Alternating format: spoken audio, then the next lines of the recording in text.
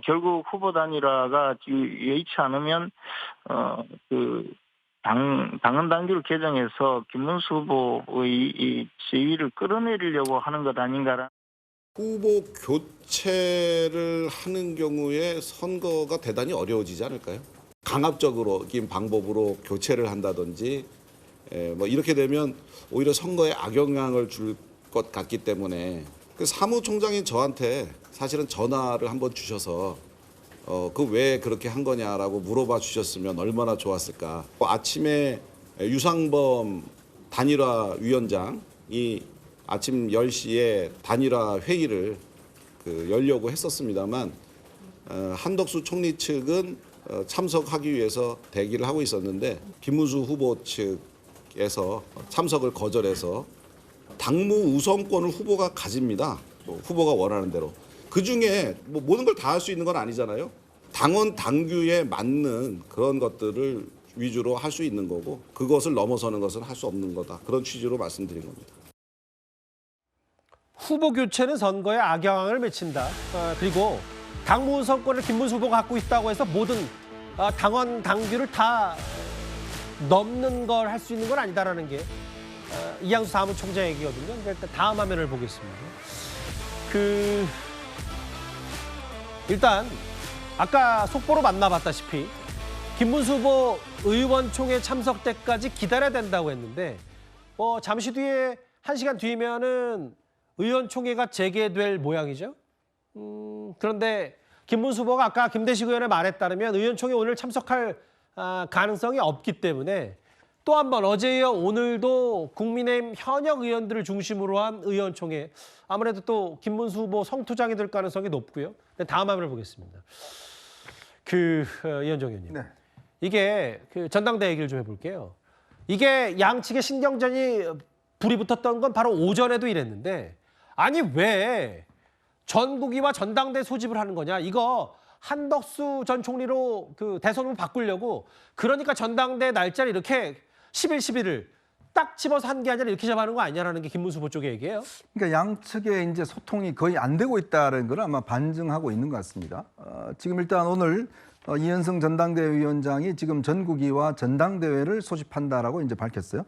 8일에서 9일은 전국위원회, 그다음에 10일에서 11일은 전당대회를 하는 건데 지난 5월 3일 날 전당대회를 했지 않습니까? 전당대회를 해서 사실은 이제 당 대선 후보를 선출했는데 왜 또 이 후보 등록 바로 임박해서 또 할까라는 부분에 대한 이제 의문이 있는 거죠.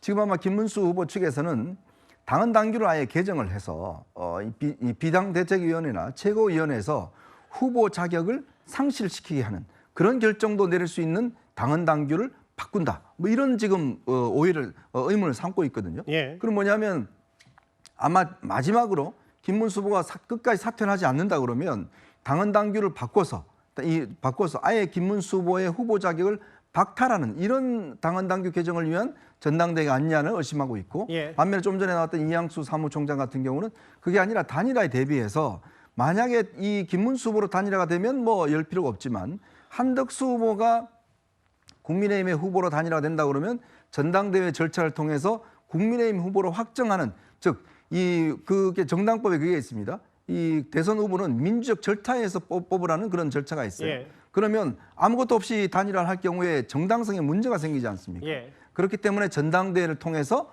후보를 선출하는 이런 방식의 어떤 프로세스를 가져가려고 하는 것인데 근데 이게 지금 문제는 만약 그런 상황에서 만약 이 김문수 후보가 사퇴를 하고 있지 않을 경우에 강제로 사퇴시킨다 그러면 예전에 이준석 후보 사퇴 때 봤지만 이게 효력정지 가처분 신청할 수 있어요. 뭐 법적 대응까지 갈 수 그렇죠. 있다. 그렇게 예. 되면 법원에서 긴급하게 효력이 있다라고 하면 판단할 가능성이 높습니다. 왜냐하면 지금 이 경선 과정이 꽤 복잡했지 않습니까? 1, 2, 3차에 걸친 여기서 3시간 동안 토론하고 했지 않습니까? 예. 그런 것 없이 후보가 선출되는 거 그 법원에서 인정하지 않을 겁니다. 그러면 선거 초반에 국민의힘은 후보의 적합성 여부를 놓고 또 논쟁이 시작되는 거예요. 예. 그러니까 그런 거를 비춰보면 이제 일단 비상용으로 전당대회를 소집한 걸로는 보이긴 하지만 예.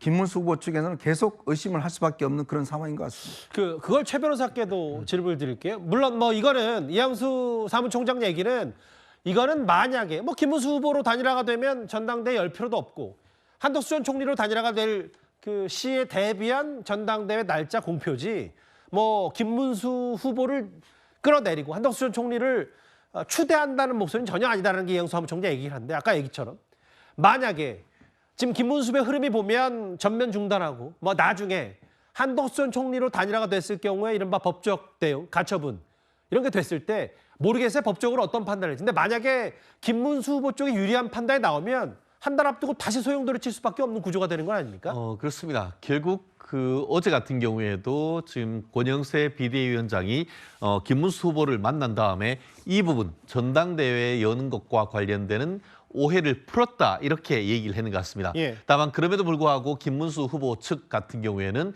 여전히 의혹의 눈길을 보내고 있는 것도 사실인 것 같습니다. 말씀하신 것처럼 명분은 실제로 이제 단일화했을 때에 만약에 김문수 후보로 단일화하면은 필요 없고 그냥 취소를 해버리면 되지만 한덕수 후보로 단일화할 경우에는 어쨌든 당연 당규상에 지금 전당대회를 거쳐야 되기 때문에 그것을 위해서 한다고 하지만 경우에 따라서는 지금 그 윤희숙 아까 여의도 연구원장이 얘기하는 것처럼 본인이 어떤 그 약속했던 것을 지키지 아니하였을 때는 예컨대 후보를 취소할 수 있다. 뭐 이런 식의 어떤 규정을 만들 가능성, 이 부분에 대한 가능성도 염두에 두고 있는 부분이기 때문에 지금 김문수 후보 측은 상당히 의혹의 어떤 눈길을 제기하고 있는 것도 사실입니다. 저는 법적인 의미에서는 이런 부분이 논란이 될 수 있지만 예. 정치적 맥락에서 만약에 이런 일이 벌어진다라고 하면은 그날 사실상 이번 대선은 저는 끝난다라고 생각합니다. 국민의힘 패배로 확정되는 날이라고 생각합니다. 예. 그렇기 때문에 이것을 정치로 풀지 이런 식으로 이제 법률 규정을 가지고 개정을 하고 자리를 있네 없네 하는 것 자체만으로도 국민의힘에 대한 국민의힘 자체에 대한 지지층 내지는 중도 지지층이 굉장히 어떻게 보면은 그 지지를 처리할 수 있는 그런 이슈가 되기 때문에 이 부분은 정말 자해를 하지 않는 다음에는 빠른 시간 내에 이제 봉합을 하는 것이 지금으로서는 마지막 남은 어떤 최후의 보루라고 생각합니다. 그렇기 때문에 예. 이런 부분에 대한 오해를 가져갈 게 아니고 명확하게 그 부분에 대해서 지금 비대위원 측 같은 경우에도 김문수 후보에게 명확한 약속을 하고 김문수 후보 같은 경우에도 본인이 말을 지키고자 하는 그런 부분을 좀 국민들한테 보여주는 그런 전향적인 자세가 필요한 것이 아닌가 생각합니다. 여기 보면 단일화 1차 회의 김문수 측의 불참으로 불발됐다고 이영수 사무총장도 얘기했는데 잠시만요. 김문수 후보의 공식 SNS에 사진 한 장이 올라온 것 같아요. 저겁니다. 국민의힘 대통령 후보 김문수, 국민의힘은 김문수가 답이다라고 해서 실제로 이제 계좌번호를 올려서 후원금 모금을 좀 시작한 것 같아요. 후원금 모금이야 뭐 어제 올 일은 아닙니다만 이덕 의원님. 네. 저거의 이제 상징적인 건 결국은 뭐 일부에서 후보로서 몸값 올리려고 하는 거라 뭐 이런 걸 떠나서 이게 어쨌든 후보 일정 전면 중단 직전과 직후에 올라왔던 SNS 때문에 나는 일단 단일화보단 내 갈 길 가겠다 이런 취지인 것 같거든요. 그렇죠. 그 의사 표명을 했지만 결국 SNS를 통해서 저런 걸 올렸다라고 하는 것은 김문수 후보가 지금 가지고 있는 카드가 2개 있습니다. 하나는 그냥 단일화 없이 그냥 가는 겁니다. 왜냐하면 정통성이 본인에게 있기 때문에요. 두 번째 카드는 본인이 나중에 후보 사퇴를 그냥 해버리는 겁니다. 그러면 국민의힘은 후보자가 없는 상태로 이번 대선이 그냥 끝나게 돼요. 그러니까 그거는 국민의힘으로서는 최악의 경우죠. 그렇게 해서 김문수 후보를 계속해서 압박하면 압박할수록 김문수 후보가 가진 그 2개의 카드로 인해서 김문수 후보가 훨씬 더 센 힘을 이 국민들께 보여줄 수도 있는 그런 상황인 거죠.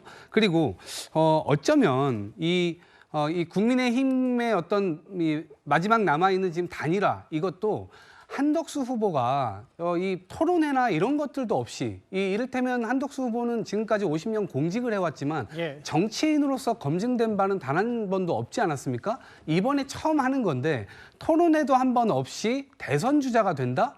그러면 도대체 어떤 걸 국민들이 보고 뽑아야 되죠? 일단 알려진 것은 헌법 위반하고 국회에서 통과한 법 위반하고 그다음에 내란 정부의 2인자라는 거 그리고 지금까지 경제 폭망 민생 폭망 알겠습니다. 이런 걸 예. 가지고 이제 그 판단을 할 수밖에 없는데 한덕수 후보 스스로도 국민의 판단을 받기 위해 나온다면 단일화 과정에서 적극적으로 토론회 5번 하자 10번 하자 이렇게 나와도 부족할 판인데 토론회 없이 저렇게 하겠다라고 하는 것은 일정 부분의 김문수 후보에게 명분을 주는 거 아닌가라는 생각입니다. 근데 이제 다만 이제 토론회가 뭐 개최 여부는 사실은 단일화가 만약에 순조롭게 이루어졌다면 또 한덕수 후보가 한덕수 전 총리가 토론을 안 하겠다고 얘기한 적은 없기 때문에 그 부분은 제가 좀 더 감안해 순화를 하겠습니다.